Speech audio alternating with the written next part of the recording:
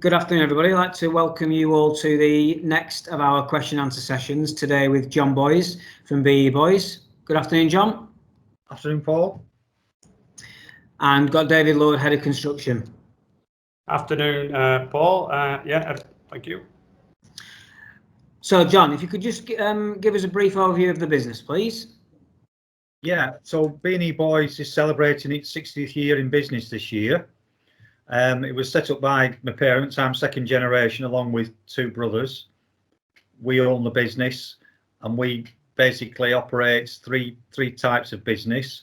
The first is property investment, where we own predominantly industrial property that we let out.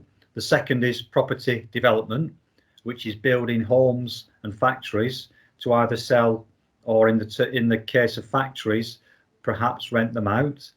And then the second, third and final and the largest aspect of the business is construction, where we build for other people, right across all sectors. Thanks, John. And then David, if you could give us a bit of a brief overview of yourself. So obviously I've said my name is David Lord. I'm Head of Construction here at the college. We work under maybe four main areas. We've got apprenticeships, which is one of our biggest growth areas. We've got full-time learners that then want to progress into apprenticeships, adult learners, and then we have degree students. Thanks, Dave. So the purpose of this little session today is to talk with our employers about apprenticeships, the benefit of apprenticeships, and the types of things that you as local businesses are looking for in that candidate to make sure that you get the very best out of those young people. So in terms of your business there, John, can you just talk us through some of the apprenticeships that you offer there at BE Boys? Well, typically, they tend to be trades based. They tended to be sort of joinery, particularly plastering and bricklaying. Those are the three main businesses. But on occasion, we have, and in fact, we are interviewing for a business-related apprenticeship at the moment. Okay, and over you talked about the business being operating for 60 years. Over that period of time, how long would you say you've sort of truly invested in apprentices for?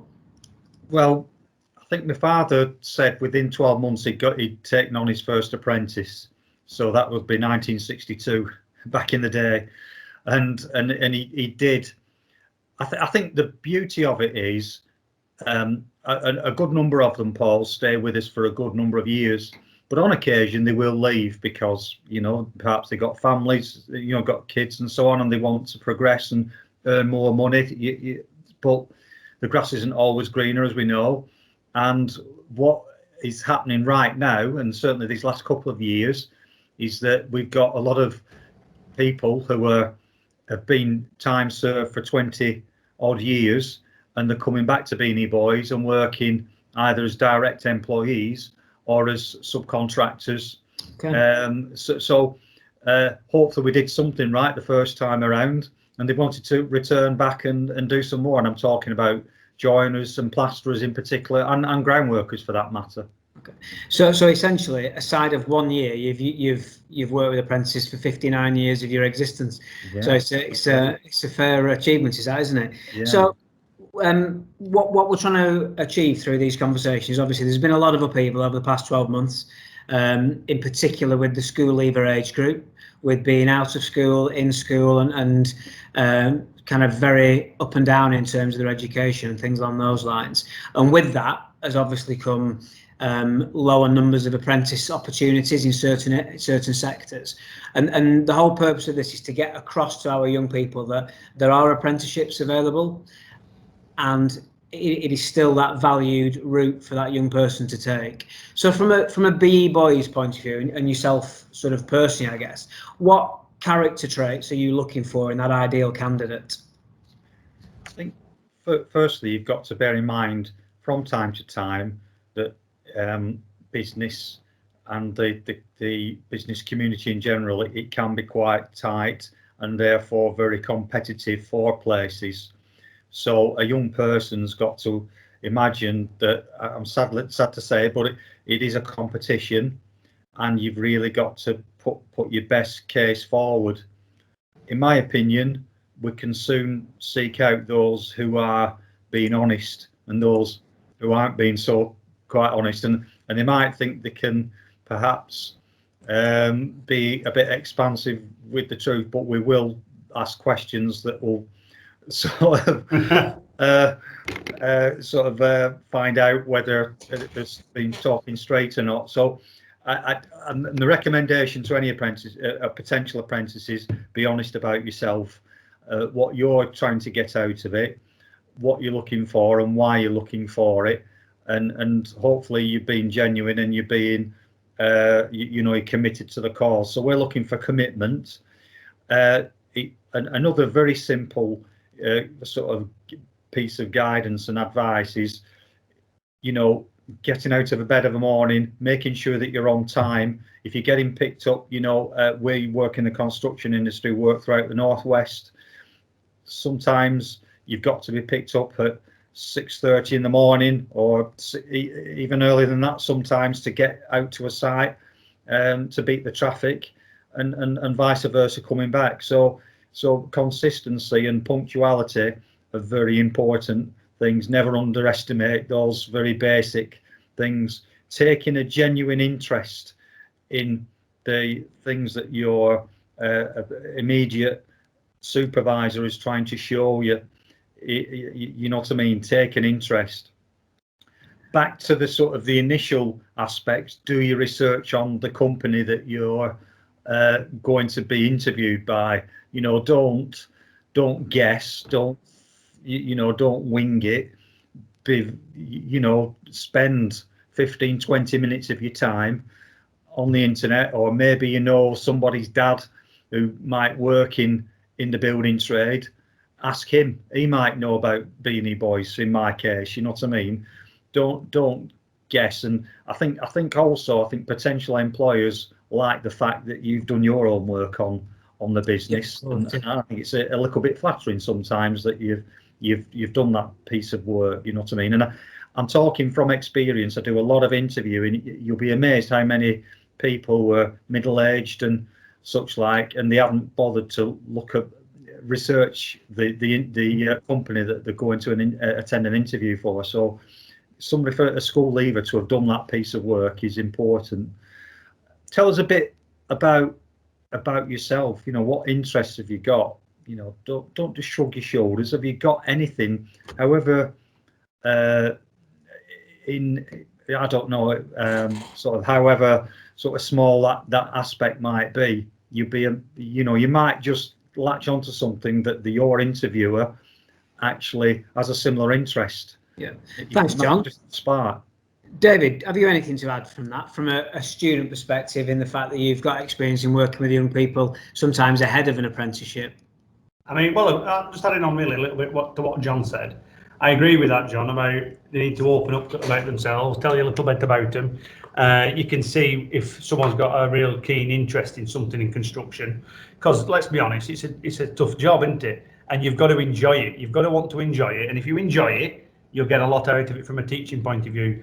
So I've been teaching here at the college for 18 years, and any student that showed any willingness to learn got more and more attention, because you could just see something about them that they just wanted to learn. And it's like, it sounds really daft, it's like a sponge just absorbing everything that you're telling them, and they're taking it all in, and you can see them taking it all in. It always makes me laugh when you said that, John. I remember when I went for my interview as an apprentice joiner, I was 15 years old, and I didn't know a tape measure, if I'm honest. I didn't know what measurement were. And I could always remember walking down thinking, I hope this guy will ask me about measurement. So I thought, well, I'll learn how many inches, I'm talking in old money now, how many inches they were in a foot and how many inches they were in a metre. And he asked me them questions on the interview. I couldn't believe it. And I got them both right. And he said to me, you're the only lad today that I've interviewed that actually got that right. So I thought to myself, well, I'm going to have to tell him truth.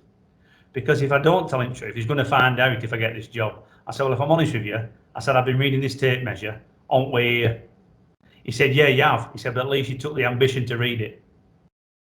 You read it, and then but I couldn't believe he asked me that question. So you're right. Do your research, learn something, because they will ask you certain things, And going back on, so we've had a couple of interviews, and we've talked through COVID and through lockdown, and this lockdown is completely different than the last lockdown, as in the fact that construction industry didn't close this time, it's continued, gone through, and I've noticed that for these young people still interested in construction, it's thriving.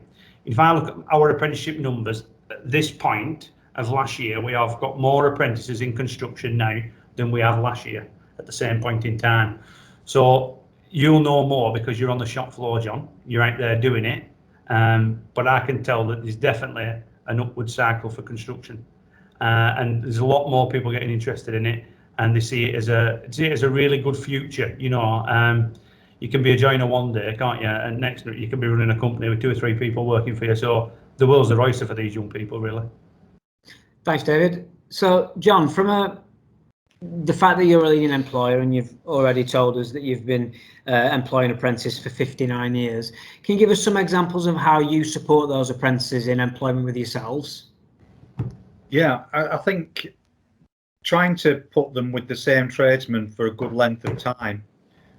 You know, don't get me wrong, it's not always worked that way. We've learned lessons over the years, and where you tend to get better results is keeping with the same person for a length of time, so that they learn certain attributes and then move on to another tradesperson and see how they do things, because everybody can approach a task in a different way. So individual support.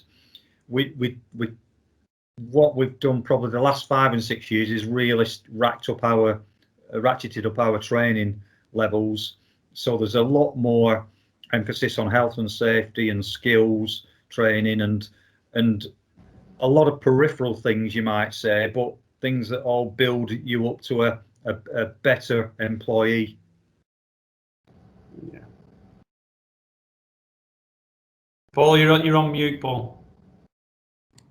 One thing we wanted to touch on through these conversations is putting some of the fears that parents and young people have maybe got around apprenticeship applications and looking for apprenticeships across the board. And as I said before, we know in certain sectors there's been some issues, manufacturing, advanced manufacturing in particular, which obviously affects this area significantly.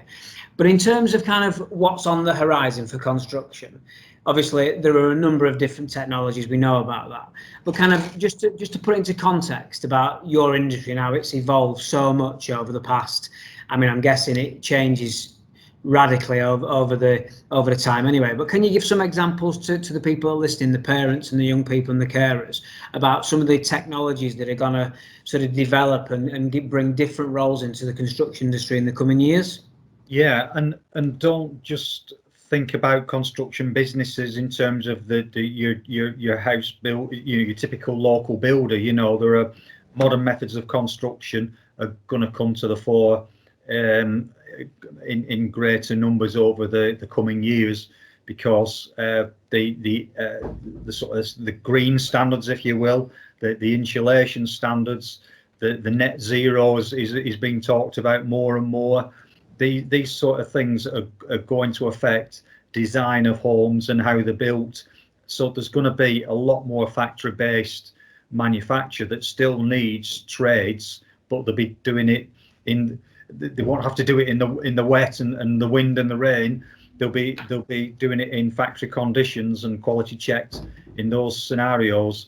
So that sort of net zero and the green technologies, there are going to be a lot more businesses just selling, you know, anything linked to air source heat pumps, ground source heat pumps, and any technology. I mean, there's also going to be, of course, existing properties that need to be upgraded.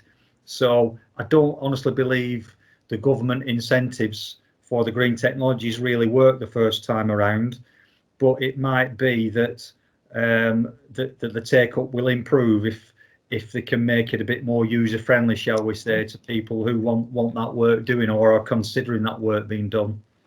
Okay, and from a curriculum point of view, David, what are we seeing as a college in terms of new things and new qualifications coming through?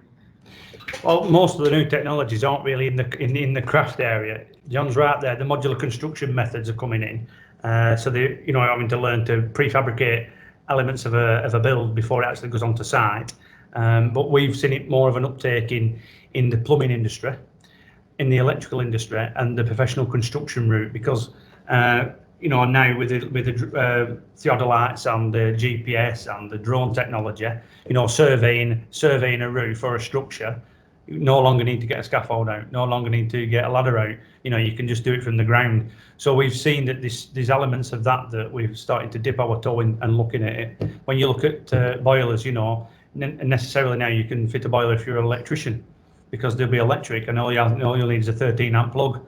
You can see things are going to change and go that way to make it easier and more user-friendly. Yeah, that's what we see. David. Thank you. Sometimes as well, when people are applying for positions, there's perhaps a little bit of a misconception that young person, that apprentice, needs to be the finished article. Can you just blow that theory out of the water for us, John, and explain what it is that apprentice needs? Yeah, as David mentioned earlier on, it's just that will to be taught, will to listen and take it in and demonstrate that you're keen, and the rest will fall into place over time. Just people lack confidence, and it's unfortunate, but we've all been there, you know what I mean? And when you start a job, you're given the very basic tasks, but you've just got to appreciate that it just takes time. You're not going to be the CEO in a year's time, you know what I mean? You've got to start from the bottom and accept where you are, and just map out in your own mind a plan to get further up the tree and pick up things and reflect from time to time on what have you learned since you started. But yeah, you're quite right. We're trying to look for those rough diamonds that we can polish over time, you know what I mean? Thank you, John. And then finally, a question for both of you, just to finish the conversation off. So we've got applicants applying now for various apprenticeships, and then we'll obviously look to get vacancies to match those people up to. And as you know, John, Themis does that, and we believe we do it well and get you the right candidates. But what one piece of advice are you, John Boys, going to leave our listeners with today looking for that construction apprenticeship? Well, do your research, be honest, be enthusiastic. And the same question for you, David. What piece of advice are you leaving for our young people today as well? It's the same. You've just got to be honest, be yourself, show that your willingness to learn, be keen, and your timekeeping has to be impeccable. Well, thank you both very much for your time. I appreciate that. So hopefully we'll be able to get this video out over the next couple of days, and people will be able to listen and hopefully learn a little bit from what you've said, John, and what you've said as well, David. And anybody out there that's got any more questions about BE Boys as a business or Burnley College and Themis from a provider of apprenticeships, get in touch with us at the Themis, and hopefully we'll be able to answer those questions. Thank you both for your time. See you soon.